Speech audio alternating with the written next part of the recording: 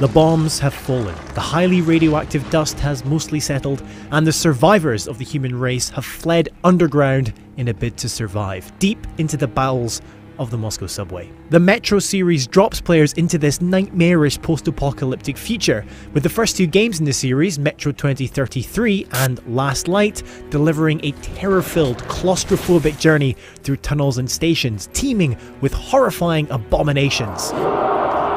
Plus, there's mutants.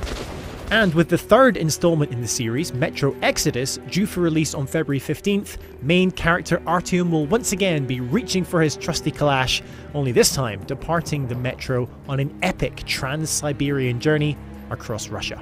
But before you venture out into this vast post-apocalyptic landscape, you need to be prepared. In this 3-episode miniseries, we're going to both look back at what we need to know from the previous games in the series and gaze ahead at what's new in Metro Exodus. Think of this as your faithful gas mask to filter out any poisonous ignorance. Lovely.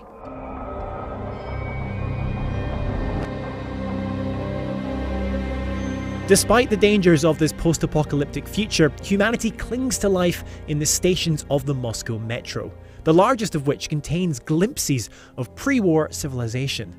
There's bars, markets, and even a bit of theatre. Who said the apocalypse can't be fabulous? And while the majority of Artyom's journey in 2033 and Last Light takes place within the cavernous warren of the underground Metro's tunnels, on occasion need arises for him to set foot on the treacherous surface. The Russian capital is now but a shell of crumbling buildings, burned out cars, and even the remains of a plane brought down as the bombs fell. Oof, I'd sure hate to know the terror that these people all went through. Oh good, a flashback. That's it, I'm never sleeping again. Metro Exodus, on the other hand, will take players permanently outside of the Metro, as the main characters undertake a train journey across the slightly still irradiated but recovering Russian landscape. Whereas the previous games were largely claustrophobic affairs, Exodus will drop players in a series of sandbox survival environments. Huge areas to explore at will, each with unique factions, ecology and wildlife. There will always be a critical narrative path though, driving the story forward, but those brave enough to venture off the track could be rewarded with new supplies, new gun parts, or new friends.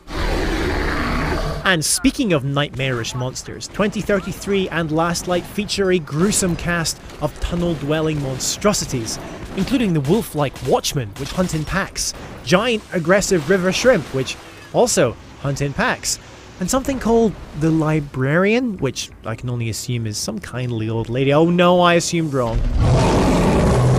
Still, at least the spiders are small. Oh good lord, kill it with fire! In Exodus, however, now that Artyom and crew have left the tunnels behind, we can expect to see a whole load of new mutants.